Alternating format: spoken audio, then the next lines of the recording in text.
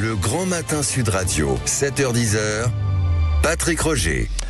Il est 8h08, soyez libre. Elisabeth Lévy, comme chaque mardi, mercredi et jeudi matin. Bonjour Elisabeth. Bonjour Patrick, bonjour à tous. Vous revenez sur les propos de l'actrice Marina Foïs à propos des migrants, sur l'immigration donc, et ça fait beaucoup jaser. Ben oui, alors le philosophe anglais Chesterton dit que le monde est plein d'idées chrétiennes devenues folles.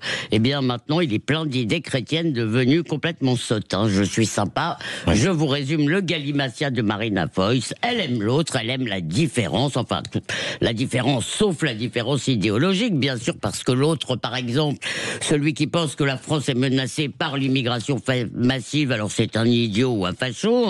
D'ailleurs, affirme cette grande démographe, il n'y a pas d'immigration massive. Donc voilà, elle ne comprend pas de toute façon le manque d'empathie des Français. Quelqu'un qui arrive, qui a faim, froid et besoin d'un travail, pourquoi il n'aurait pas le droit à la même chose que moi, dit-elle. Eh bien, on suppose qu'elle héberge des malheureux chez elle. Sans le savoir, Mademoiselle Foïs résume l'idéologie multiculti de presque toute la gauche.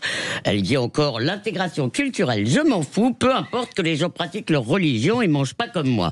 Sauf que personne ne pense que pour s'intégrer ou s'assimiler en France, il faut renoncer à sa religion et manger du porc. S'intégrer, c'est intégrer dans son esprit l'égalité des femmes, des homosexuels, des juifs et évidemment de tout le monde.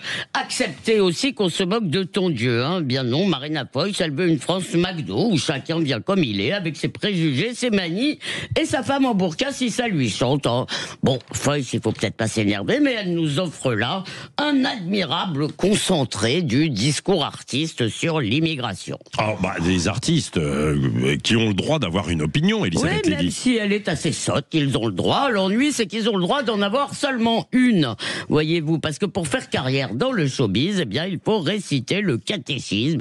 L'immigration est une chance, le patriarcat règne et Israël, génocide, on connaît la chanson. Alors, pour avoir signé une tribune qui dénonce la reconnaissance inconditionnelle de la Palestine et qui soutenait deux États, en Israël-Palestine, eh bien, Charlotte Gainsbourg a subi un déferlement haineux sur les réseaux sociaux parce qu'en prime, elle est coupable de crimes de lèse-gauche. Voyez-vous pourquoi ? Bien parce qu'elle incarne l'avocate Gisèle Halimi dans un film sur le procès de l'avortement de 72. Alors, ça a donné lieu à un édito de l'Humanité, à une grande pétition, oui, une pétition. Et hier, à la protestation de Serge Halimi, l'ex-patron du Monde Diplo et le fils de l'avocate. Sa mère, dit-il, aurait lu cette tribune avec dégoût. Alors, c'est possible parce qu'elle était assez extrême gauchisante. Et alors, a-t-on envie de dire? Parce que pour avoir le droit de jouer Halimi, nous dit son fils, eh bien, il faudrait penser comme elle. Donc, j'en conclus qu'il faut être nazi pour jouer Hitler et homosexuel pour jouer Charlus.